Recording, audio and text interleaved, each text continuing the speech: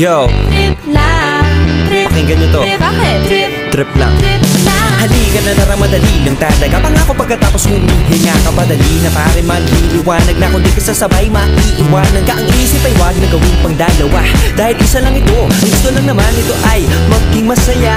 Para di ka mabato ay iwasan mo pag pananatili sa isang lugar. Ibig ko sabihin ay huwag ka papasakop sa takot, wag ka papasakop. Kapag nangate, di ka matito isipin mo. Hinipan sa lahat ng karanasan mo dito sa mundo. Bilang tao, ganoon pa rin hindi nagbago. Pinakamasaya yung di pinlano. Kasi pag di